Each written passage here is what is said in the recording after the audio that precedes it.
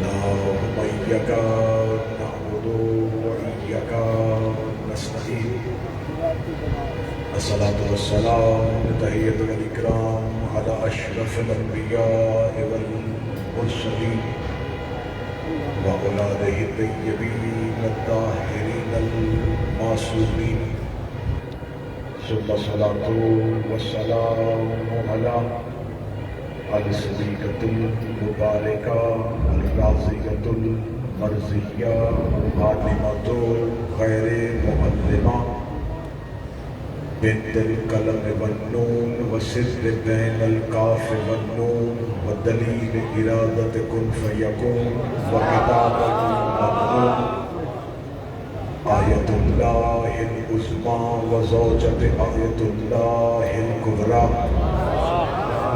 وحافظة النبوة وناشرة الولاية، أم الكتاب، أم القرآن، أم الأنوار، أم الأعمى، أم المعصومين، أم العلوم، أم الهدى، أم الحسن، أم الحسين، أم المحسن، أم العباس وأم أبيها السيدة فاطمة.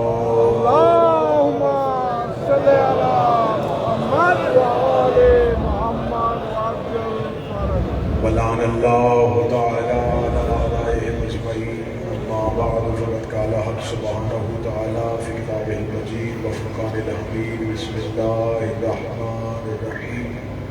ذكر فإن الذكرى تنفع المؤمنين. بلند الصلوات.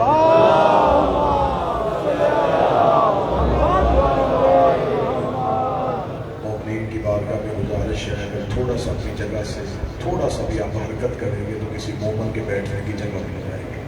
درود پڑھتے ہوئے تھوڑا تھوڑا آگے تشریف لیں.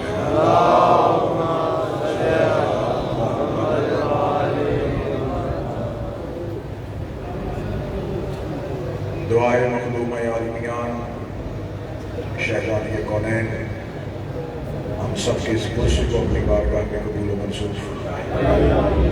آقا زادی اس عبادت کا بہتر سے بہتر اجر عطا فرمائے. آپ کے دلوں میں جتنی بھی دعائیں ہیں جو حاجات ہیں وہ بارگاہ امیر المومنین میں پیش کرتے ہیں. میرا شہنشاہ اپنی بارگاہ میں قبول فرمائے. سید صابر حسین نقوی میرا مالک انہیں جوار معصومین میں جگہ عطا فرمائے. کاروان عزاداری سید علی رضا کاکے شاہ، سید حامد نقوی، سید عمران شنازی، میاں اعظم عباس، شیخ بہیر، یہ جتنے احباب اس عزا کی صف کو سجائے ہوئے ہیں میرا مالک تمام کی توفیقات میں اضافہ فرمائے. اجازت ہے گفتگو شروع کی جا سکتی ہے. سلسلہ گفتگو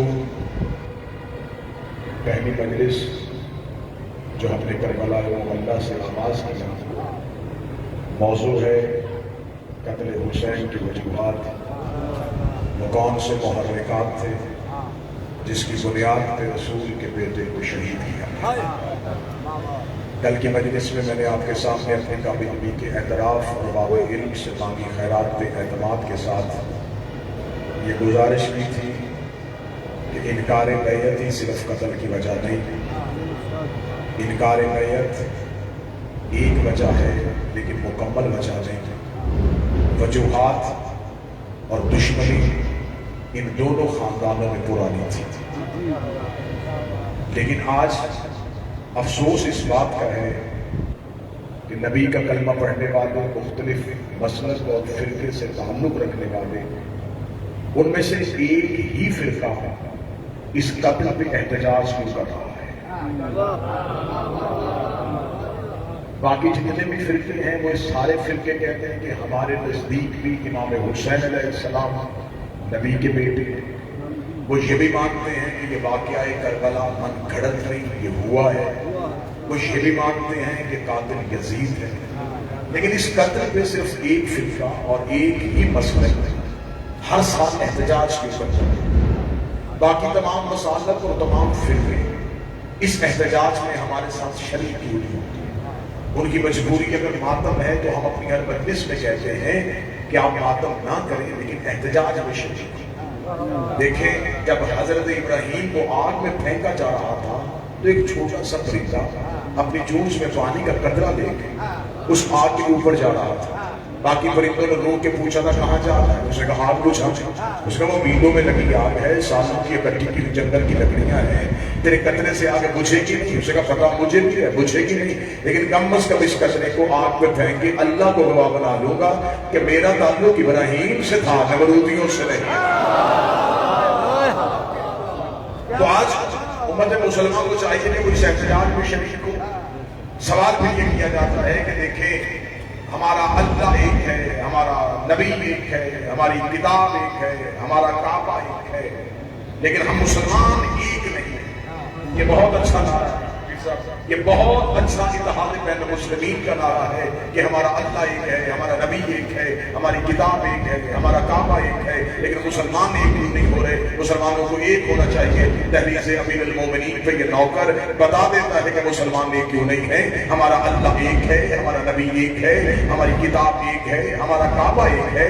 ہم اس لیے ایک نہیں ہیں کہ ہمارا امام ایک نہیں ہے. جس نے نبی کے بعد جسے معتبر سمجھا اس سے دین نہیں. ہمیں اس سے کوئی اختلاف نہیں ہے کہ آپ جس سے دین لینا چاہیں آپ اس سے دین لیں. لیکن میں نے کل کی مجلس میں بھی کہا تھا کہ جب پہلی ہی اینٹ ٹیڑھی ہو گئی تو پھر اب پوری کی پوری دیوار ٹیڑھی جائے. رسول کے بعد مثال کے بعد نے اپنی زندگی میں خم غدیر میں جب 1.25 لاکھ حاجیوں کی موجودگی میں یہ اعلان کر کے بتا دیا تھا کہ میرے بعد علی مولا ہے، اور 1.25 لاکھ مسلمان صحابہ نے علی کے ہاتھ میں بیعت کی تھی. پھر اب ہمارے سامنے مسلمانوں کے 2 ہی نظریے ہیں، ایک امامت ہے، ایک خلافت ہے. کچھ لوگ امامت کے ماننے والے ہیں، کچھ لوگ خلافت کے ماننے والے ہیں. کچھ کہتے نبی کے بعد امامت کو ماننا ہے، کچھ کہتے نبی کے بعد خلافت کو ماننا ہے. میں نجف میں بیٹھ کے بتا دیتا ہوں کہ امامت کیا ہے، خلافت کیا ہے. نبی کے جانے کے بعد نہیں، نبی کی زندگی میں خم غدیر میں 1.25 لاکھ حاجیوں کی موجودگی میں ایک اعلان ہوا تھا. وہ اعلان امامت کا ہوا تھا، وہ اعلان ولایت کا ہوا تھا، وہ اعلان مولا علی کی مولائیت کا ہوا تھا. 1.25 لاکھ مسلمانوں نے مولا امیر المومنین کے ہاتھ میں بیعت کرنی تھی. لیکن خلافت کا آغاز نبی کی زندگی سے نہیں ہو رہا. نبی کے جانے کے بعد سقیفہ بنی سعدہ میں مہاجرین و انصار اکٹھے ہو کے کہا کہ نبی کے جانے کے بعد فارس مہاجرین میں سے ہونا چاہیے یا انصار میں سے ہونا چاہیے. مہاجرین اپنا امیدوار لے آئے، انصار اپنا امیدوار لے آئے. آخر وہاں دستوں کے روان ہو رہے تھے یا ایک صحابی نے اٹھ کے دوسرے صحابی کے ہاتھ میں ہاتھ رکھا میں بھی ان کی بیعت کرتا ہوں، تم بھی ان کی بیعت کرو، کیونکہ یہ نبی کے بعد بزرگ بھی ہے، معتبر بھی ہے. یہاں سے خلافت کا آغاز ہو گیا. تو اب 2 ہی نظریے ہیں، ایک خلافت ہے، ایک امامت ہے. ایک بنا تھا نبی کی زندگی میں، ایک بنا تھا نبی کے جانے کے بعد، ایک بنا تھا 1.25 لاکھ کی موجودگی میں، ایک بنا تھا چند صحابہ کی موجودگی میں.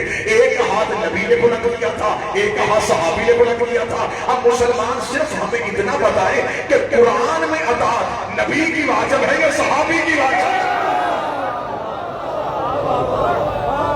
اگر تو قرآن رسول کی واجب ہے تو میں رسول کا بنایا ہوا ماننا. لیکن نبی کے جانے کے بعد خلافت کا آغاز ہو. ہم غدیر سے نہیں آئے، ہم مسلسل غدیر میں قائم ہیں. خلافت اور امامت میں کتنا فرق آیا کہ انہوں نے کہا ہم امامت سے دین نہیں دیں گے، ہم خلافت سے لیں گے. یہ تھی امامت کی سچائی. جنہوں نے نبی کے جانے کے بعد امامت کو معتبر نہیں سمجھا ان کو بھی پھر خلافت کے بعد امام بنانے پڑے. میں لفظ پھر دوہرانے لگا، میں امامت والوں کی بات نہیں کر رہا. جنہوں نے نبی کے بعد دین خلافت سے لیا انہوں نے بھی خلیفہ تو بنائے، لیکن پھر انہیں خلیفہ کے علاوہ امام بھی بنانے پڑے. فقہ کا امام، تفسیر کا امام، حدیث کا امام. آج پورے دنیا میں جتنے مسلمان آباد ہیں ان میں سے ہر ایک امام کی فقہ پہ عمل کرتا ہے. میں بڑی عزت کے ساتھ نام لے لوں گا. امام حنبل کی فقہ پہ عمل کیا جاتا ہے، امام شافعی کی فقہ پہ عمل کیا جاتا ہے، ابو حنیفہ کی فقہ پہ عمل کیا جاتا ہے، امام صادق کی فقہ پہ عمل کیا جاتا ہے. اب میرا سوال ہے امت مسلمان، جو فقہ کا پہلا امام تھا ابو حنیفہ، یہ آیا ہے چھٹے امام کے دور میں. پہلی جس نے سیدھا ترتیب لی ہے، میں امامت والوں کی بات نہیں کر رہا، خلافت والوں کی بات کر رہا۔ پہلا امام بنا امام صادق کے دور پر۔ اب میرا سوال ہے جو ہم سے سوال کرتے ہیں کہ آپ نے یہ کہاں سے لیا، یہ کہاں سے لیا، یہ کہاں سے لیا، میں پوچھتا ہوں کہ پہلے تمہارے امام کے آنے تک تم کس کی فقہ پہ عمل کرتے تھے؟ آپ نے کس کی فقہ پہ عمل کیا؟ کیونکہ آپ کا پہلا امام تو آیا ہے امام صادق، اور وہ امام صادق کی شخص کوئی آیا 100 سال بعد، کوئی آیا 125 سال بعد، کوئی آیا 165 سال بعد، اور آخری آیا 180 سال۔ اور جتنے بھی یہ امام تھے جن سے مذہب امامت کے ماننے والوں کے علاوہ جنہوں نے دین دیا، ان میں سے 3 آئمہ کے ماننے والے ہاتھ باندھ کے نماز پڑھتے، اور ایک امام کے ماننے والے ہاتھ دھو کے، جس کے ماننے والے ہاتھ دھو کے نماز پڑھتے ان کا نام امام مالک، اور صرف امام مالک کا تعلق مدینے سے تھا۔ جن کا تعلق مدینے سے تھا اس کے ماننے والے آپ کے ہاتھ دھو کے نماز پڑھتے۔ امام احمد بن حنبل ہیں، مسلمانوں کے امام ہیں، حفظ مراتب کے اعتبار سے اپنے بیٹے کو صحابہ کے نام لکھوا رہے ہیں۔ بیٹے نے کہا بابا مجھے رتبوں کے اعتبار سے صحابہ کے نام لکھوا دیں۔ انہوں نے پہلے 3 خلفاء کا نام لکھوایا، علی کا نام چھوڑ دیا، 9 نام اور لکھوا دیے۔ جب 11 نام مکمل ہوئے، بیٹے نے کاغذ قلم زمین میں پھینک کے کہا بابا آپ وہ کہیں علی سے دشمنی تو نہیں ہے؟ میں نے کہا تھا رتبوں کے اعتبار سے صحابہ کے نام لکھوا۔ ہر نام کے بعد سوچتا رہا اب علی کا نام آئے گا، اب علی کا نام آئے گا، اب علی کا نام آئے گا۔ 11 نام لکھوا دیے، علی کا نام نہیں آیا۔ احمد بن حنبل چھڑک دے کے کہتے ہیں شرم نہیں آ رہا ہے، پوچھ صحابہ کا رہا ہے، علی میں صحابی ہے، علی تو محمد کا بھائی ہے۔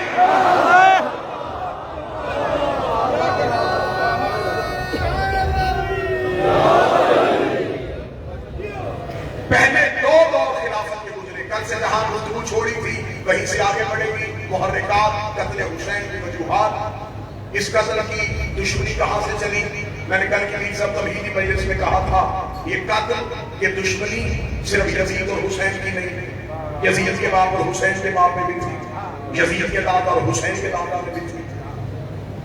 کتاب میں ایک واقعہ لکھا ہے جسے اہل سنت طبقات ابن سعد نے، ابو الفدا نے، طبری نے، ابن خلدون نے، سب نے لکھا۔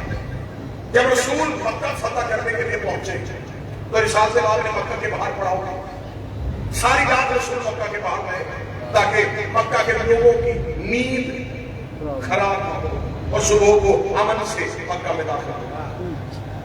جب رسالت باب کا لشکر مکہ کے باہر کھڑا تھا تو کتابیں کہتے ہیں کہ 2 مکہ کے سردار مکہ کی پہاڑی پہ کھڑے تھے، ایک کا نام ابو سفیان، ایک کا نام عباس ابن عبد المطلب۔ قتل حسین کی وجہ پڑھے ابو سفیان اور عباس ابن عبد المطلب، ایک یزید کا دادا اور ایک حضرت عبد المطلب کا بیٹا، رسول اور علی کا چچا۔ اب یہاں دونوں نے ایک جملہ کہا ہے، وہ جملہ نہیں تھا، یہی نظریہ کربلا میں آیا۔ جب بہت بڑے لشکر کو دیکھا تو ابو سفیان نے حضرت عباس ابن عبد المطلب کے کاندھے پہ ہاتھ رکھ کے کہا مبارک ہو، تیرے بھتیجے نے بہت بڑی حکومت بنا دی۔ حضرت عباس ابن عبد المطلب نے ہاتھ پکڑ کے پیچھے ہٹا کے کہا شرم کر، یہ حکومت نہیں یہ رسالت ہے۔ 2 طرح کے نظریات نے جنم لے لیا، ایک وہ جنہوں نے نبوت کو حکومت سمجھا، جس نے نبوت کو حکومت سمجھا اسی سے صبح کلمہ پڑھا اور یہ مسلمان ہو کے اسلام کے دامن میں۔ اب یہاں سے اموی دشمنی کا آغاز ہو جائے، امیہ نے جو دشمنی کی رسول سے اس کا آغاز ہو جائے۔ صحابان پہلا خلیفہ آیا، دوسرا خلیفہ آیا، دوسری خلافت کا دور گزر گیا۔ جب تیسری خلافت کا دور آیا، یہ قتل ہو گئے امام حسین کے محرکات آپ کے سامنے۔ جب تیسری خلافت کا دور آیا تو تیسری خلافت کے دور کے اختتام میں جب خلافت امیر المومنین کو دی گئی تو 6 لوگوں کی کمیٹی بنی۔ یہ 6 لوگ مل کے مشورہ کریں گے کہ خلافت کسے دی جائے۔ آخر خلافت امیر المومنین کے پاس جب آ جاتی ہے تو اب امویوں کی سازش جاتی ہے۔ تیسرے دور میں امویوں کو اتنا مضبوط کر دیا گیا، اتنا مضبوط کر دیا گیا، کوفہ میں اموی، بصرہ میں اموی، مصر میں اموی، تیسرے خلیفہ کا تعلق بنی امیہ سے، تیسرے خلیفہ نے اپنے خاکہ زاد بھائی ولید بن عقبہ کو کوفے کا گورنر بنا دیا، اپنے رضائی بھائی عبداللہ ابن سلیم مصر کا گورنر بنا دیا، اپنے ماموزاد بھائی عبداللہ ابن عامر کو بصرے کا گورنر بنا دیا، اور جو شام امویوں کا مرکز تھا یہاں پہ ہوا۔ جب پہلے خلیفہ کا دور تھا، تھوڑی سی تاریخ سنیے گا تاکہ قتل حسین کے محرکات سمجھ میں آ جائیں۔ بتاتے ہیں جب پہلے خلیفہ کا دور تھا تو پہلی خلافت کے دور میں ایک لشکر بھیجا گیا تھا، شام بھیجا گیا۔ شام اس وقت ایک بہت بڑی جگہ تھی، یہاں 4 سرداروں کو بھیجا گیا، ابو عبیدہ جراح، شرجیل بن حسنہ، عمر بن عاص اور یزید بن ابو سفیان۔ 4 سرداروں کو یہ کہہ کے شام کی طرف بھیجا گیا۔ اس وقت کا شام صرف ملک شام نہیں تھا، فلسطین بھی اس کے اندر تھا، اردن بھی اس کے اندر تھا، حماس بھی اس کے اندر تھا۔ یہ 4 سرداروں کو یہ کہہ کے شام بھیجا گیا کہ اگر تم شام فتح کر لو تو ہم تم سے معاہدہ کرتے ہیں کہ اردن شرجیل بن حسنہ کو دے دینا، مصر عمر بن عاص کو دے دینا، فلسطین ابو عبیدہ جراح کو دے دینا، اور دمشق کا حاکم یزید بن ابو سفیان کو بنا دینا۔ یہ تاریخ کی سب سے بڑی غلطی ہے بن تکلم صاحب کہ ایک تو یزید معاویہ کا بیٹا تھا، ایک یزید معاویہ کا بھائی تھا۔ معاویہ کے بھائی جو بڑا تھا اس کا نام بھی یزید تھا، یزید بن ابو سفیان۔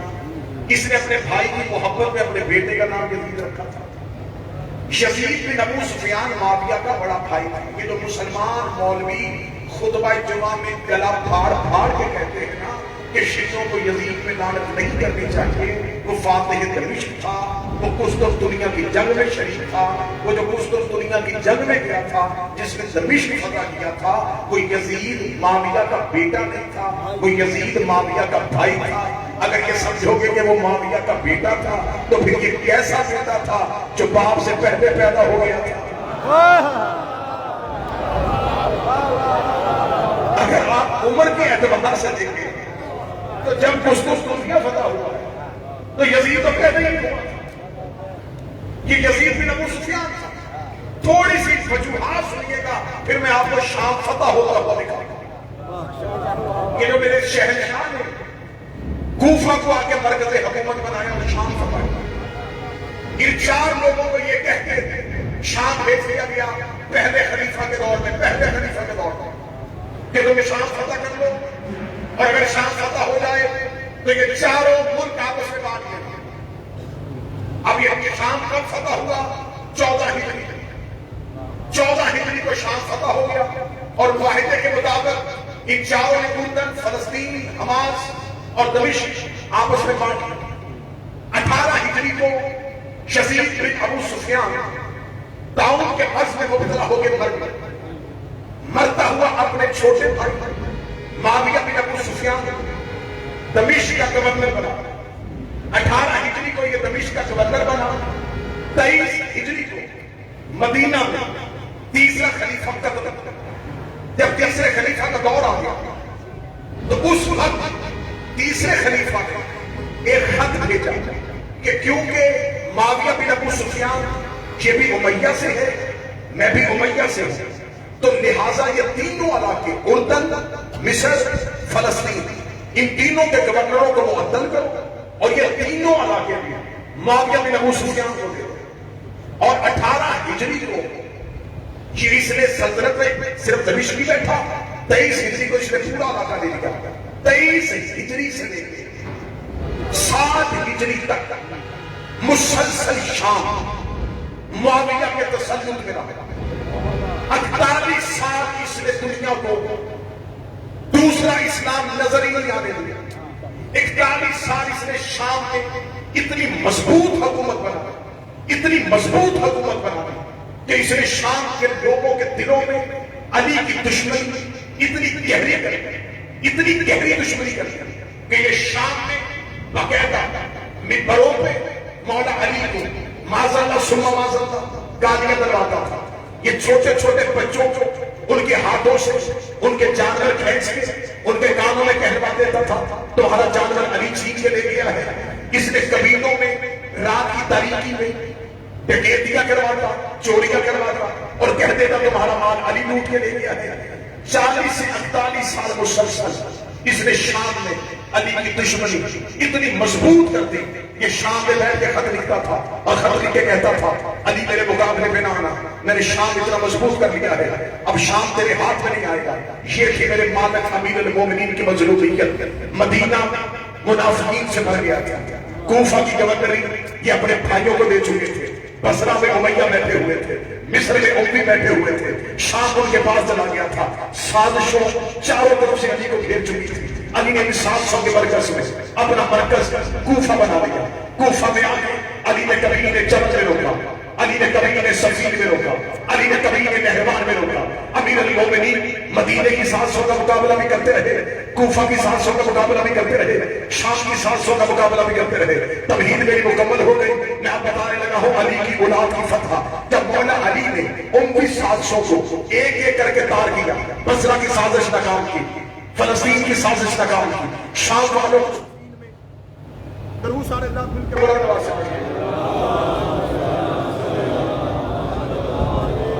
متوجہ ہے. قتل حسین کی وجہ پر امیر المومنین امیر المومنین نے اکیلے بیٹھے اکیلے کوفہ, اور کوئی نہ سمجھے کہ سارا کوفہ بے وفا تھا. 4 سال ساتھی تھے علی. جب ہماری جمل میں گئے صرف 1000 لوگ مدینے سے آئے تھے. 60,000 اصحاب علی کے ساتھ کوفہ سے گئے.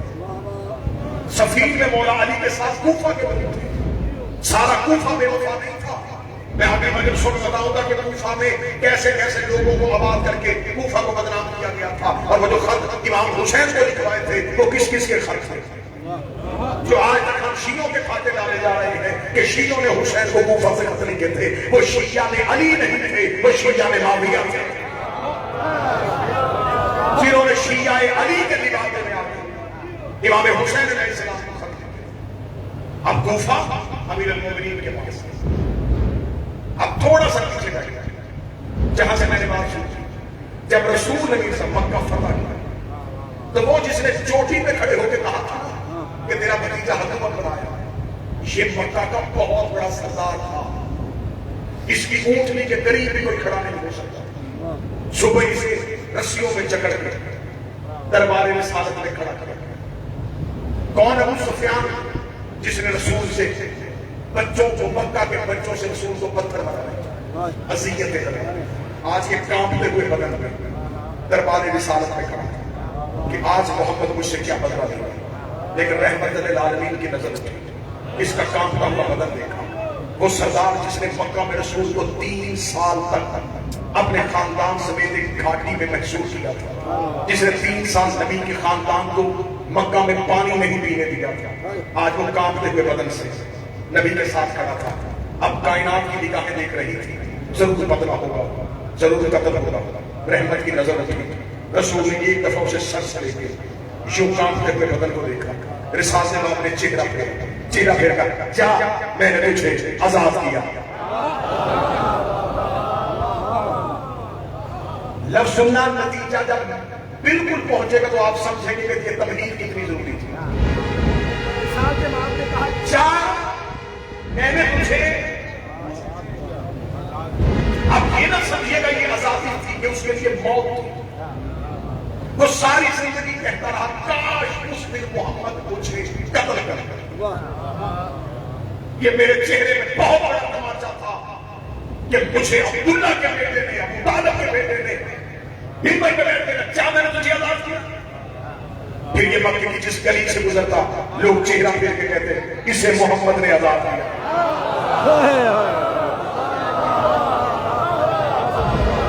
یہ جتنی دیر مکہ میں رہا رسول کا آزاد کردہ غلام کہلاتا. اس نے کہا عبرتناک موت ہے, مر جاتے اس سے اچھا تھا. اس نے اپنی نسل سے کہا مکہ نہ رہنا اور مدینہ بھی نہ جانا, مدینہ میں دوسری ہونے والا. یہ دانا ہمارے مر جانے کے لیے کافی ہے. کہ ہمیں بنی ہاشم کی نسل سے ایک بیٹے نے آزاد کیا کہ پورا خاندان شام چلا گیا. شام 48 سال حکومت کر کے انہوں نے اپنا مرکز بنا دیا. ادھر مدینے میں تیسرا خلیفہ مسلمانوں کا وہ بھی امیہ کی نسل میں سے ہو گیا. انہوں نے کہا اب بدلہ دینے کا وقت آ گیا. اب مدینہ میں بھی ہمارا راج، کوفے میں بھی ہم، بصرہ میں بھی ہم، مصر میں بھی ہم، دمشق میں بھی ہم، اردن بھی ہمارا، فلسطین بھی ہمارا. اب ہم اسلام سے بدلہ لیں گے. لیکن تیسرا خلیفہ قتل ہوا. جب علی آیا چاروں طرف سے امویوں نے گھیرا ہوا تھا علی کو. مولا علی کو ابھی چاہتے کیا تھا. ابو سفیان مرتا مرتا اپنے بیٹے معاویہ کو وصیت کر کے گیا تھا. اس نے کہا مجھے محمد نے بھرے دربار میں کھڑے کر کے کہا جا میں نے تجھے آزاد کیا. اگر زندگی میں کبھی موقع ملے اس اہل بیت کی نسل میں سے کسی ایک کو یوں ہی دربار میں کھڑا کر کے اسی طرح جملہ دہرانا جا میں نے تجھے آزاد کیا. اگر تو یہ جملہ دہراوے گا سمجھ لینا ہمارا بدلہ ہو گیا. کیونکہ عربوں میں کینہ بڑا مشہور تھا.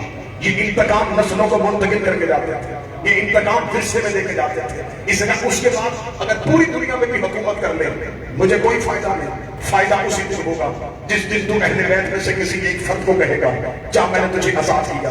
جب ان کا شام میں مرکز بن گیا انہوں نے صفین میں چاہا کہ ہم علی کو اتنا کمزور کریں کہ ہم علی کو قید کریں، قید کر کے شام لے کے جائیں.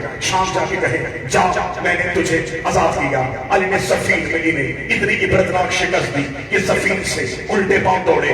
علی شہید ہو گئے کوفہ میں. اس کے بعد مولا حسن منبر پہ آ گئے. انہوں نے شہید بدلہ حسن سے لے گئے. مولا حسن نے جب دیکھا میرے پاس ناصر نہیں ہے، میرے پاس نصرت کرنے والے نہیں ہیں، میرے پاس مخلص لوگ نہیں ہیں، مولا حسن نے معاہدہ لکھا. معاہدے کی شرط لکھ کے اس کے منہ پہ ماری تاکہ اس کی وہ سازش اس کے دل کے اندر ہی رہ جائے. یہ چاہتا تھا کہ میں کسی نہ کسی طریقے سے حسن کو شام لے کے آؤں اور شام لا کے اپنے دربار میں اپنے تخت کے سامنے کھڑا کر کے کہو جا میں نے تجھے آزاد کیا. اس کی سازش مولا حسن نے پوری ہونے دی. جب کس نے دیکھا یہ خود تخت پہ بیٹھ گیا ہے تو معاویہ مرتا ہوا اپنے بیٹے یزید کو کہہ کے گیا تھا کہ مجھے میرے باپ نے وصیت کی تھی، میں تجھے وصیت کرتا ہوں اہل بیت میں سے کسی ایک کو اپنے سامنے کھڑا کر کے کہنا جا میں نے تجھے آزاد کیا. یزید تخت پہ بیٹھا. اس کا پہلا حکم یہ دوں گا کیونکہ میرا باپ 48 سال کوشش کرتا رہا، نہ علی کو دربار میں لا سکا، نہ حسن کو دربار میں لا سکا. میں پہلے دن سے کوشش شروع کروں گا، میں حسین کو دربار میں لے کے آؤں گا اور کہوں گا جا میں نے تجھے آزاد کیا. اس نے پہلے دن ہی بیٹھ کے حسین سے بیعت کا مطالبہ کر دیا، حسین سے انکار کر دیا، حسین سے وطن چھوڑا. اس لیے اب میں حسین کو گھیر کے شام لے کے آؤں گا اور شام آ کے حسین کو قیدی کر کے کھڑا کروں گا اور پھر کہوں گا جا میں نے تجھے آزاد کیا. مولا حسین مکہ پہنچے.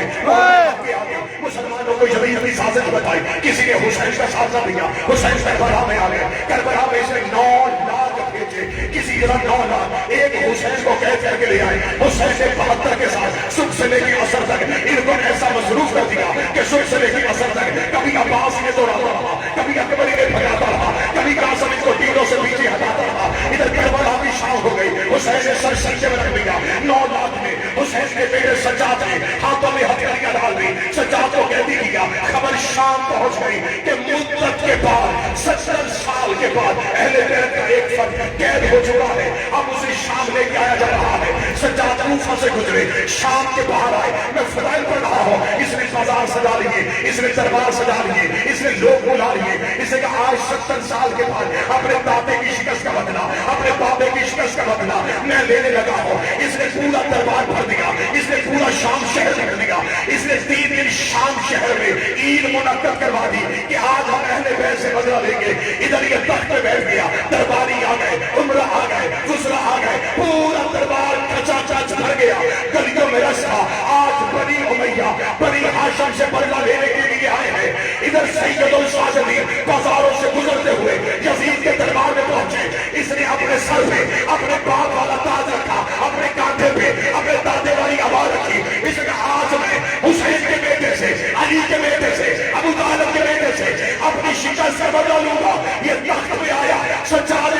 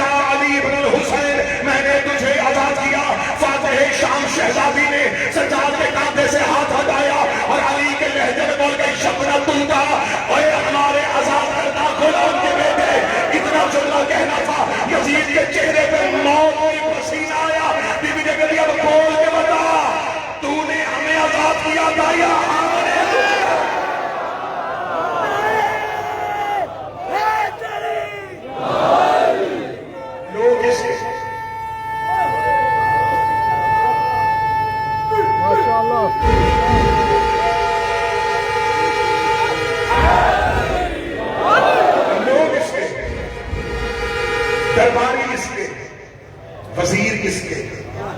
مشیر کس کے؟ کتنے سال حکومت تھی؟ 70 سال۔ کیسے بلایا علی کی بیٹی؟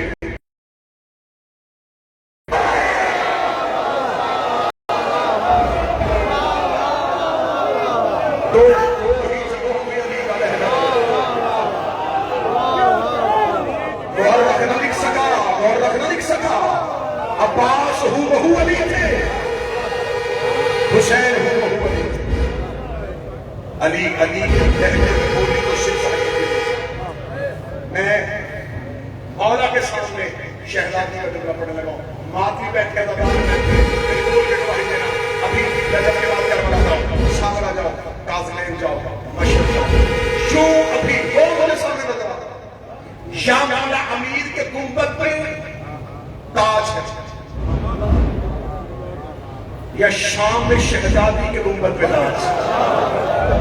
آئے آئے آئے، تاج ہوتا ہے حکمرانوں کے سر پہ۔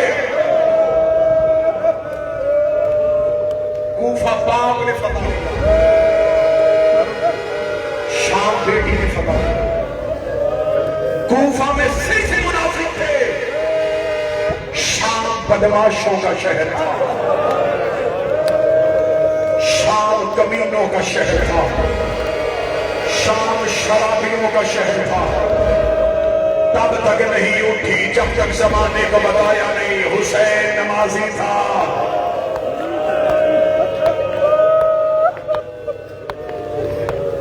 میرا جی تھا کہ میں یہاں سے عجیب کی بیٹی کا وہ خطبہ پڑھتا جو بی بی نے دربار میں پڑھا۔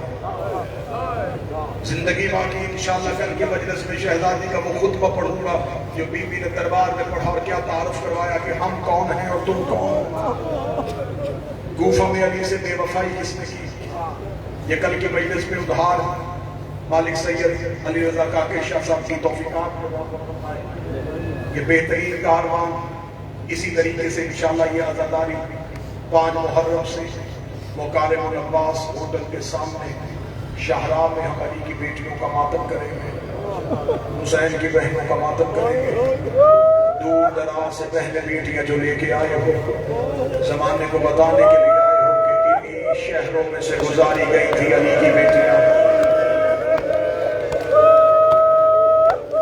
مدینہ سے چلی تو بدول تھی، مکہ میں آئی تو جانشین رسول بن گئی، کربلا میں 8 دن حسن بنی رہی، شام غریبہ کی ایک رات عباس بن گئی، کربلا سے کوفہ، کوفہ سے شام، 36 شہر، 72 بازار، 144 گلیاں، 288 موڑ، 9 بار شرابی کے دربار میں پیشی، 2 سال بغیر چھت والا زندان، شام سے رہا ہو کے پھر مدینے، مدینے سے قید ہو کے پھر شام، 6,666 میل ننگے پاؤں ننگے سر سفر کر کے 15 رجب کو شام کی پہاڑی پہ آگے رو کے کہتی بابا اب زینب تھک گئے، بابا تیری ولایت بچ گئی، بابا بچ گیا تیرا دین اجڑ گئی تیری بیٹیاں۔ رو رہے ہو علی کے سامنے، علی کی اس بیٹی کا پرسا جو بابے کے سامنے جی بھر کے کبھی بولی نہ تھی، جسے 21 رمضان کی صبح علی نے صرف چند آیتیں پڑھنے دی تھی۔ چند آیتوں کے بعد علی نے کہا تھا عالیہ میں نے تیرا لہجہ سن لیا، اب مجھے یقین ہو گیا تو شام کے بازاروں میں خطبے پڑھ لے گی۔ علی نے اتنا جملہ کہا تھا کہ بیٹی نے باپ کے زخمی سینے پہ سر رکھ کے کہا تھا بابا تو نے تو مجھ سے آیتیں سن لی، اب مجھے آنکھیں کھول کے بتا کڑیاں کیسے پہنتے ہیں، بازاروں میں کیسے چلتے ہیں۔ 10 محرم کو جب عباس اجازت لینے کے لیے عالیہ کے خیمے میں آیا تھا، عالیہ نے 3 بار رو کے کہا صدقت امیر المومنین، صدقت امیر المومنین، صدقت امیر المومنین، سچ کہا تھا میرے بابا علی نے، حق کہا تھا میرے بابا علی نے، صحیح کہا تھا میرے بابا علی نے۔ عباس رو کے کہتے عالیہ کیا کہا تھا بابا علی نے؟ رو کے کہتے 21 رمضان کو مجھے کہا تھا تو شام کے مزاروں میں خطبے پڑھ لے گی۔ عباس جب تم میرے ہاتھوں میں جوان ہو رہا تھا میں روز تیری چڑھتی جوانی دیکھتی تھی اور روز سوچتی تھی جس کا عباس جیسا بھائی ہو اسے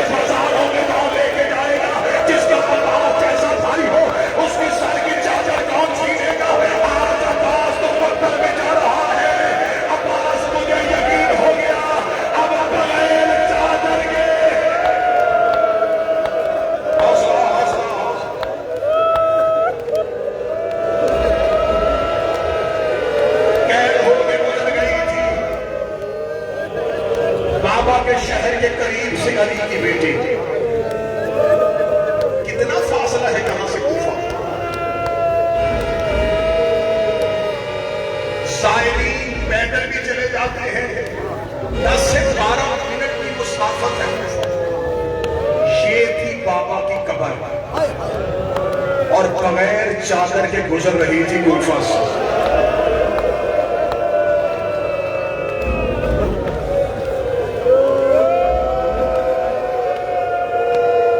جو سادات بیٹھے ہیں امیر المومنین کے سامنے ہے اس کی بیٹی کا پرسا. بی بی نے کوفہ کا پہلا موڑ آیا. میری شہزادی روتے کبھی سجاد جی اپا سجاد اس سے کہے ہمیں کسی اور گلی سے گزرا. مولا سجاد نے کہتے اما جس گلی میں گزرے کہ رش اتنا ہی ہے. رو کے کہتے ہیں سجاد وجہ رش نہیں. اب میں جملہ پڑھوں گا نہ جانے تم نجف میں کیسے برداشت کرو گے. سجاد رو کہتے اما وجہ کیا ہے. رو کے کہتے اس گلی میں حبیب کا گھر ہے. حبیب میرے بھائی حسین کا دوست ہے. میرے سر میں چادر نہیں ہے, میں حبیب کے مکان کے سامنے سے کیسے گزروں. سچ میں کھڑا تھا حبیب کا بیٹا. بی بی کی آواز ہے میرا مجرین سے کہے میرا اونٹ. حبیب کے مکان کی چھت کے قریب حبیب کے مکان کی چھت کے قریب گیا علی کی بیٹی کا اونٹ. میں جملہ پڑھوں گا نہیں کیونکہ میرا مالک سامنے ہے. میں اشارہ کروں گا سمجھ لے گا. اونٹ کے اوپر بیٹھی تھی. اللہ میرے آنسر کے رضاد بلند کرے. اللہ سید والے شرازی کو صحت عطا فرمائے. اونٹ میں بیٹھی تھی. اونٹ آیا حبیب کے مکان کی چھت کے ساتھ. حبیب کے بیٹے نے اونٹ کو دیکھا, رخ بدل لیا, نیچے اترنے لگا. بی بی نے کہا علیہ یا بنیا بیٹا میرے قریب آ, بیٹا میرے قریب آ. میرے بس میں ہوتا میں سانسیں ختم کر لیتا. ہمارا میں جملہ نہ پڑتا. جب بی بی نے کہا میرا لال میرے قریب آ, اس نے جو جواب دیا ہے کوفہ ہل گیا ہے. یہ دیکھے کہ جب بی بی میں نے پہلی بار کوئی مزدور قیدی دیکھی ہے. میں نے آج تک کوفے میں مردوں کے ہاتھ بدے ہوئے دیکھے ہیں. اللہ جانے تم نے کون سا جرم کیا ہے. انہوں نے تیرے ہاتھ گردن کے پیچھے کیوں باندھ دیے. حوصلہ حوصلہ. بی بی میں نے پہلی بار کوئی مزدور قیدی دیکھی ہے.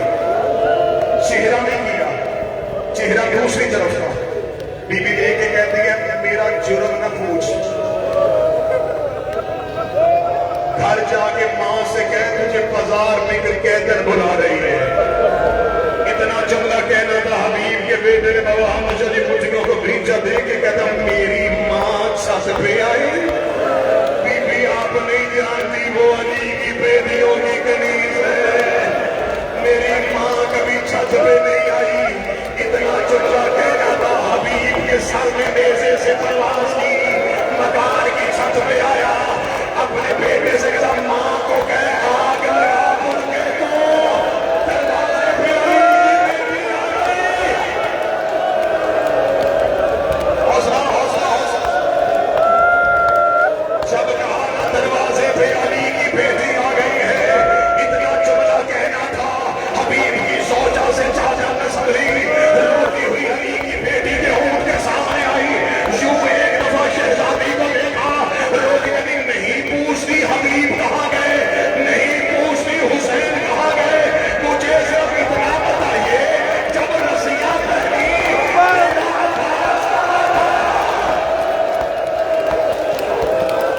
حوصلہ حوصلہ. وہ عباس کہاں تھا جس کے سہارے تھے تجھے.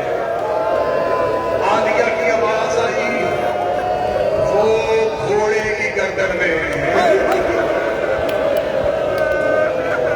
میرے عباس کو گلا نہ لینا. 4 سے 5 منٹ اور ماتم کرنا. صدا علی کے حرم میں پہنچے. قبر میں میرے شہنشاہ کو پتا چلے کوئی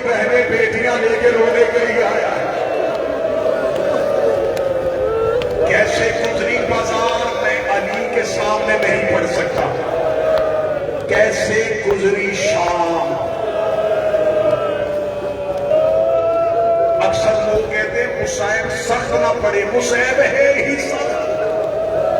مصیب نرم ہوتا تو سجاد لہو ہوتے۔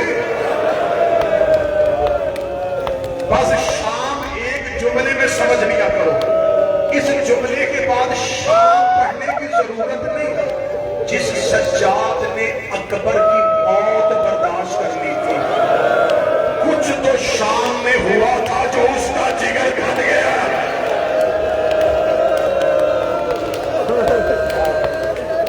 ہم تو آپ کے ڈر سے پڑھ دیتے ہیں، پتھروں کی بارش ہوئی تھی۔ مجھے شہنشاہ کی زردی کی قسم ہے، جس کے ہاتھ میں آگ تھی اس نے آگ پھینکی، جس کے ہاتھ میں ابل کا پانی تھا اس نے پھینکا۔ سجاد کہتے جب بازار شام عبور کیا، دیوار کے ساتھ کھڑی تھی علی کی بیٹیاں، میں پہچان ہی نہیں سکا ان میں اکبر کی ماں کون ہے، ان میں اصغر کی ماں۔ آخری 2 منٹ، آخری 2 منٹ۔ کل وعدہ کیا تھا میں نے ممبر سے، کل پڑھا تھا میں نے علی کی بیٹی کا مدینے سے نکلنا۔ میں نے وعدہ کیا تھا کہ کل پڑھوں گا علی کی بیٹی کا مدینے اترنا۔ کل پڑھا تھا بیوی گئی، بھائیوں کا چھوٹ، عباس کا پہرا، اکبر و قاسم کا سہارا۔ اب جب واپس پلٹی ہے، اکثر ذاکرین میر تقرب بھائی پڑھتے ہیں کہ بی بی نے پوچھا سجاد کے کون سا شہر عالمہ غیر معلمہ ہے؟ یہ نہیں پوچھا کہ کون سا شہر ہے، بی بی نے پوچھا سجاد یہ مدینہ ہے؟ ہاں ہاں مدینہ ہے۔ رو کے کہتی پہلی بار باہر سے دیکھا ہے۔ اس جملے میں بھی پہاڑ تھا۔ میں 28 رجب کو گئی تھی تو عباس کے پہرے میں گئی تھی۔ اب میں حالت نہیں پڑھ سکتا، آدمی ازادار ہو، تم نے ابھی کربلا کا سفر کرنا، بس اشارہ دوں گا، اشارہ سمجھ لیتے۔ بی بی دیکھ کہتی سجاد مجھے بتائیے نانا کی قبر کہاں؟ اما وہ سامنے ہے قبر رسول۔ جملہ پڑھوں گا، اشارہ سمجھ لیتے۔ اللہ زبان میں تصویر عطا فرمائے۔ بی بی نانا کی قبر پہ ایسے آئی جیسے اکبر کی لاش پہ حسین۔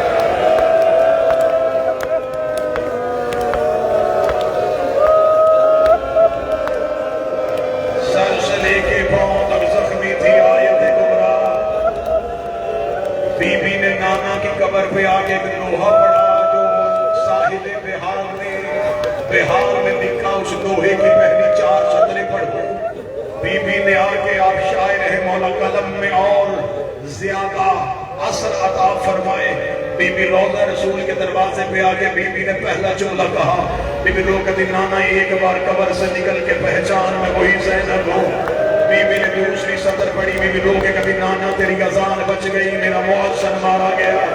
بی بی نے تیسری سطر پڑھی، نانا تیری نماز بچ گئی، میرا نمازی مارا گیا۔